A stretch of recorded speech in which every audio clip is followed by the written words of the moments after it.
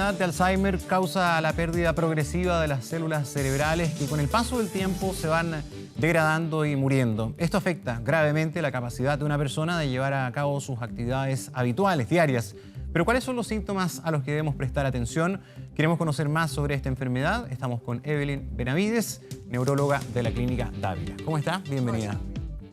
Bien, gracias. Bueno, conversemos sobre Alzheimer, esta enfermedad progresiva que afecta fundamentalmente la memoria, pero también otras importantes facultades mentales. ¿Qué es el Alzheimer? Bueno, el Alzheimer es una demencia y en esa clasificación entre que es una enfermedad que tiene que ver principalmente con la pérdida de la memoria, ese es el síntoma principal, pero además se asocia y tiene que tener alguna de las otras cosas, que es la pérdida de la función ejecutiva, que es la capacidad de hacer cosas en forma ordenada, por ejemplo, lavarse los dientes, que es ponerle, sacar el cepillo, ponerle pasta, lavárselo, el vestirse también.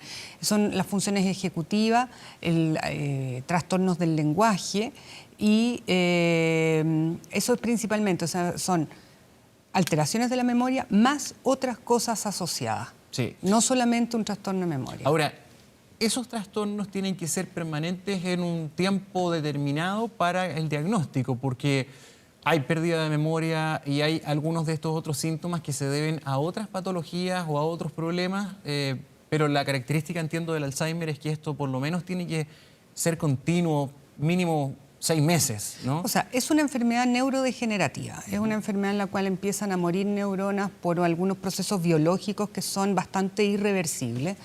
Y en las etapas tempranas cuesta hacer el diagnóstico. De hecho, una persona con Alzheimer demora varios años en llegar a tener el diagnóstico de la enfermedad, sobre todo si tiene un avance lento. Sí. Los cambios en materia de memoria son fundamentalmente en la memoria más inmediata, ¿no? Por ejemplo, para saber cómo detectar el cambio de comportamiento, que se me olvidó dónde dejé algo, o se me olvidó lo que me dijiste o lo que conversamos recientemente.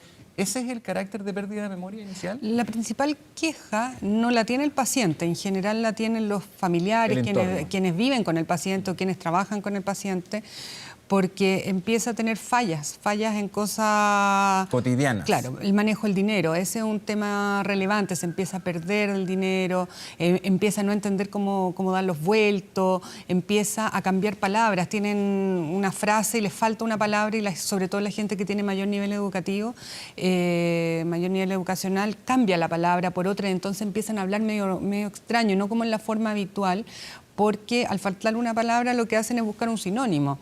Y tienen ese recurso. Ese recurso. Cuando hay menos nivel educacional, ahí es más difícil y ahí se nota un poquito más antes. Claro. Ahora, no tienen conciencia inicial, no tienen conciencia de su patología, de su problema, y normalmente empiezan a culpar al entorno de lo que les ocurre. O sea, si se les olvida dónde dejaron algo o si se les pierde el dinero, culpan al resto, ¿no? Y eso también es característico. Claro, lo que pasa es que el proceso neurodegenerativo empieza a ocurrir varios años antes, incluso que haya síntomas. Y cuando empiezan los síntomas ya ha pasado un camino detrás y estos síntomas son, como te contaba, paulatinos. No es que todo ocurra en el mismo momento, pero ya en las fases más avanzadas ya el mismo paciente incluso se empieza a dar cuenta y empieza a tratar de que el resto no se dé cuenta, pero llega un minuto en que se hace un poco insostenible y ahí es cuando consultan en general las personas. Doctora, en Chile más del 10% de la población es adulta mayor. Esta proyección va a ser bastante acelerada en crecimiento de aquí a muy poco tiempo. Se estima que de aquí al 2025 el panorama va a cambiar radicalmente con una población vieja bastante considerable. Y de esa población actual se calcula que hay unos 170.000 afectados con algún grado de demencia senil. Dentro de ellos, Alzheimer. ¿A qué edad empieza este problema? O sea, antes de los 50 años es prácticamente imposible hacer el diagnóstico. Son diagnósticos posteriores, pero la mayoría de las demencias son consideradas enfermedad de Alzheimer, aunque su diagnóstico solo queda en probable. Cuando el diagnóstico es definitivo es cuando se hace una autopsia y la verdad es que no se realiza eso. Pero con la clínica uno alcanza a tener una muy buena aproximación de que sí es una enfermedad de Alzheimer. Y es la mayoría de las demencias, pero hay otro tipo, hay demencias de tipo vascular, asociadas a Parkinson, el mismo deterioro que ocurre a través de los años, que hay un deterioro normal a través de los años, que no es una demencia y que hay que diferenciarlo de las demencias. O sea, normalmente vamos a perder algunas de nuestras capacidades, sobre todo en la memoria, pero... ¿Todos? Todo, o sea, depende un poco de lo que se llama la reserva funcional. Nosotros nacemos con un grupo de neuronas, educamos a nuestras neuronas, por eso mientras mayor nivel educacional tenga una persona, mientras más se prepare, más estudie, tenga más vida social, haga más deporte, tenga una alimentación sana, lo que ha demostrado la dieta mediterránea como un factor protector de las neurodegeneraciones que pueden ser producidas por la enfermedad de Alzheimer, pero hay otras también. En el fondo, disminuir el riesgo de hipertensión, de diabetes. Bajar el consumo de lípidos, de grasa. Hay algunas grasas que son bastante buenas. La verdad es que las grasas saturadas, el azúcar refinado, en el fondo una dieta mediterránea, deporte, vida social. La gente que empieza a aislarse empieza a aumentar su grado de deterioro. Entonces, esas son las cosas que podemos hacer para disminuir esos riesgos, pero los riesgos, la neurodegeneración genética es un proceso natural. Ahora, un diagnóstico temprano u oportuno de esta sintomatología permite acceder a tratamientos que colaboren en una sobrevida más normal, en que se evite la agudización de este tipo de problemas. En general, lo que se hace es tratar de diagnosticar lo que se llaman las demencias reversibles. Hay un grupo, un 10% más o menos de las pacientes que se presentan con síntomas que pudieran corresponder a una enfermedad de Alzheimer que tienen otra cosa. Y son cosas tratables. Y esas cosas tratables, en el fondo, son diagnósticos diferenciales. Por ejemplo. Por ejemplo, hay algunos déficits de vitamina, de la vitamina B12, que cuando son muy crónicos y muy importantes pueden dar trastornos de la memoria muy parecidos, alteraciones de la tiroides severas. Hay gente que nunca se ha hecho un examen de la tiroides, entonces cuando llega un paciente con una alteración de la memoria, que con una queja que es sugerente, pudiera plantearse una enfermedad de Alzheimer, primero hay que hacer un escáner de cerebro, hay lesiones cerebrales que se pueden tratar, hay que hacer estudios hemogramas, también hay que ver que no tenga una anemia severa, que no tenga un déficit de vitaminas severo, que no tenga una alteración de la tiroides severas, que son tratables. Y de ahí en adelante empezar a hacer el estudio. ¿La falla renal también? En general es más agudo y da más síntomas, más que solamente el deterioro. ¿La insuficiencia hepática también?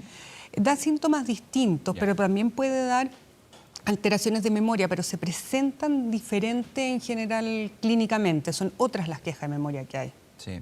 Hablemos del factor repercusión familiar, porque usted lo decía, esta es una enfermedad en que el sujeto no tiene mayor conciencia y el efecto inmediato es del entorno, de la familia y especialmente de quien toma la responsabilidad de ser el cuidador o cuidadora. ¿Cuál es el impacto que tiene esta enfermedad cuyos procesos generalmente son prolongados, duran años? No, primero, aceptar que el familiar tiene algo que puede ser una enfermedad de Alzheimer o un tipo de deterioro. Porque eso también cuesta, a veces la familia... Claro, lo dejan hacer. Lo desconoce. Claro, o lo dejan hacer y empiezan a haber problemas familiares respecto a eso, o dejan las llaves puestas, o en el caso de la señora que dejan la cocina prendida. Entonces empiezan como a normalizar errores. Y eso o empiezan como a disculpar algunas pérdidas de memoria. Cuando ya se sospecha que haya una alteración, lo mejor es consultar a un neurólogo, descartar todas estas cosas que son tratables, un problema de tiroides, problemas de vitamina, y de ahí hacer un estudio y ver qué va pasando en el tiempo. La verdad es que hay gente, la mayoría de la gente que tiene Alzheimer tiene un desarrollo muy lento a través de los años, pero hay algunos casos que depende un poquito de la genética, cuyo desarrollo es más rápido. Y hay que tomar algunas precauciones, quién maneja el dinero, qué cosas se le dan al paciente o no, si puede trabajar o no, si puede manejar o no. Hay una serie de adecuaciones que hay que hacer. Sí, ahora, yo sé que esto más corresponde a un análisis social, pero también, o también psicológico, pero comienzan a manifestarse, según la descripción, coincidencias en los problemas dentro de la familia por cómo administrar la situación.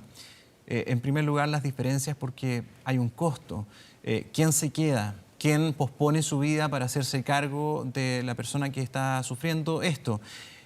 La pregunta es, ¿cuándo esto, indiferente de la conducta de la familia, requiere una internación?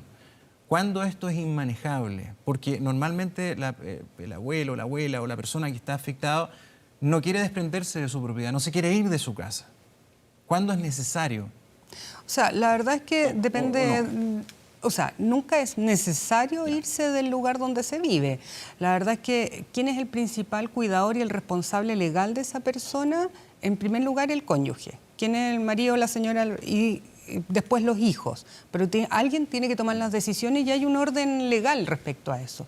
Cuando ya la persona no puede tomar sus propias decisiones, hay que hacer un proceso que es legal de interdicción, que se llama, que no es capaz de, en el fondo, para que no abra cuentas corrientes, para que no saque crédito, en el fondo, pues, sobre todo por el manejo del dinero, para que no venda o compre cosas. No cobra sus pensiones, para que no pierda su dinero. Claro, no venda y compra cosas. Yo me refiero a si es que hay algunos casos o hay algún porcentaje de los afectados que desarrollan esto a un nivel tan agudo en que ya es prácticamente imposible llevar un control seguro dentro de una casa normal. Lo que pasa es que hay que pensar que el costo de tener un paciente institucionalizado, una persona institucionalizada, es muy alto. Claro, en un hogar, en un centro especializado. No existen hogares públicos, claro. Son todos del sistema privado o organismos de beneficencia y con la cantidad de gente no da abasto, pero lo ideal es mantener al paciente en su casa, con su entorno, con su familia. Eso lo hace mucho mejor. Mucho mejor y tener paciencia. Hay medicamentos que ayudan también a manejar sobre todo la parte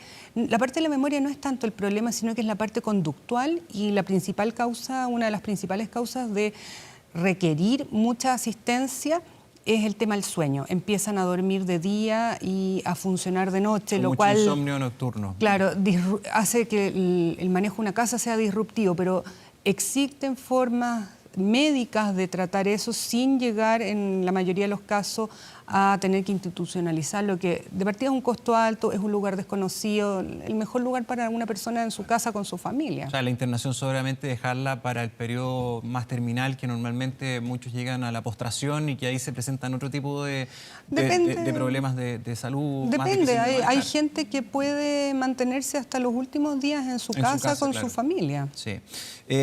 Ahora, el tratamiento del paciente del Alzheimer va de la mano también con un soporte farmacológico y terapéutico para las depresiones, porque imagino que dentro de la pérdida de conciencia de lo que está pasando, también hay momentos de lucidez y yo imagino que la persona que se da cuenta lo que está pasando entra también en procesos profundos de tristeza, de depresión, ¿no?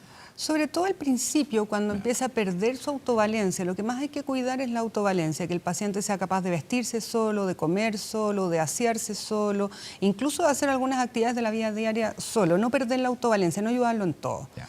Y darle alguna obligación. El día vacío es muy triste. Entonces, efectivamente, existen algunos fármacos para mejorar el estado de ánimo, pero esos fármacos pueden producir también problemas de memoria u otras cosas. Y los fármacos específicos para disminuir la pérdida de la memoria tampoco han mostrado tanto éxito. La verdad es que son una medida un poquito secundaria si uno lo quisiera poner en... Es más el manejo ambiental, el tener día, el tener noche, el marcar las horas, el conversar, el que tenga vida social. Por ejemplo, la gente que juega carta o que lea el diario, comentar las noticias, mantenerse informado en el día, enchufado en el día. Eso es muy importante para un paciente que empieza, sobre todo en las primeras etapas de la enfermedad. Sí. ¿Está preparado nuestro sistema de salud de modo global, en términos privado y público, para enfrentar un fenómeno que va a ir increciendo, un aumento de este tipo de enfermedades en materia de cobertura, especialistas, en fin, todo lo que se necesita en infraestructura humana y técnica para esto? O sea, la respuesta clara es no. No estamos preparados ni siquiera como personas para enfrentar a un familiar, el cuidado de un familiar que tenga esto, menos como sociedad. La mayoría de la población se atiende en un sistema público de salud que no tiene cobertura de estas enfermedades. No es una cobertura GES, por ejemplo, que el paciente pudiera acceder a fármacos y a cuidados. Es una enfermedad, las demencias en general son, siendo la más frecuente la enfermedad de Alzheimer, son enfermedades que las asume la familia. Y sobre todo en las etapas más mayores de la vida, las coberturas, aunque sean privadas, son malas.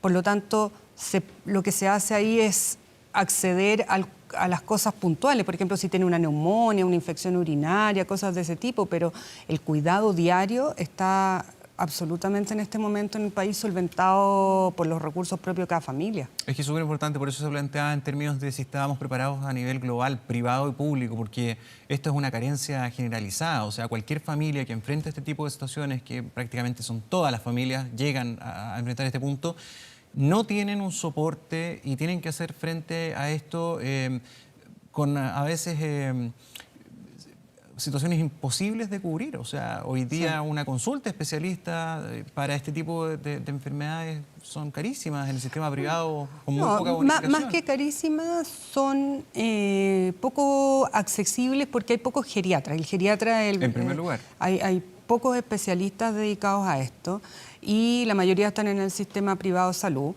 Y además no hay un programa nacional que organice qué es lo que se hace con estos pacientes en forma de, primero, tener un protocolo de cómo funcionar con estos pacientes, enseñarle a los cuidadores qué hacer. El cuidador se enferma por ser cuidador. Entonces, de partida es un país que no estamos preparados para envejecer. Entonces, si no estamos preparados para envejecer sanamente, menos estamos preparados para enfrentar enfermedades relacionadas con la neurodegeneración que van a pasar. Sí, finalmente, doctora, en materia de prevención, ya lo dijo usted al inicio, este es un proceso generalmente natural, todos vamos a llegar a algún grado, es parte de la vida también y del ocaso, ¿no? Pero ¿qué podemos hacer para tener una mejor vejez, para evitar que si esto nos afecta sea de manera más paulatina, no tan aguda? Usted ya hablaba de la alimentación. La vida saludable. ¿Qué cosas podemos hacer para tener ese refuerzo? Tener una buena red de apoyo, ojalá que las familias sean capaces de entender y de hacerse cargo de los más viejitos de su familia. O sea, en el fondo, tomar conciencia de que a todos nos va a llegar este momento en la vida y que hay que cuidarse de evitar la hipertensión, tener hábitos saludables, eso es muy importante. Pero también tener vida social, hacer deporte, dormir las horas que corresponde, en el fondo tratar de que todos los factores que podemos controlar, tenerlos lo más manejados posible, cosa de que la vejez, que eso nos va a llegar a todos, sea lo más saludable posible. ¿Sirven las cosas suplementarias en alimento? Porque somos uno de los países campeones en la automedicación, pero hay mucha gente que accede a muchos complementos alimenticios. Hoy día hay una oferta tremenda de venta abierta, omega 3, vitamina B12, incluso diseñados específicamente para enfrentar la tercera edad. Esas cosas sirven porque una vez un especialista me dijo, mire, el organismo es muy inteligente y si no lo requiere, eso lo bota, lo elimina por la orina. O sea, está sobreconsumiendo vitaminas que a lo mejor no necesitas. Sí, eso es así. La verdad es que nosotros requerimos una cantidad finita de cosas que la mayoría en una buena dieta mediterránea no tenemos necesidad de consumir extra. Lo que pasa es que la alimentación en los pacientes mayores es bastante más precaria, un tema también económico y por un tema de que empiezan a comer menos. Claro. Entonces, un tema funcional también, claro, cuesta menos. Se atoran más, sobre todo en algunos tipos de demencia, por ejemplo, relacionados al Parkinson, son pacientes que comen menos, que se atoran más, que tienen que comer más lento, entonces, o más como papillas. Entonces, ahí cuesta más. Ahí sí es necesario hacer un suplemento, pero no es en todos. Muy bien. Doctora Evelyn Benavides, muchísimas gracias por venir esta mañana. Gracias a ti. Que esté muy bien.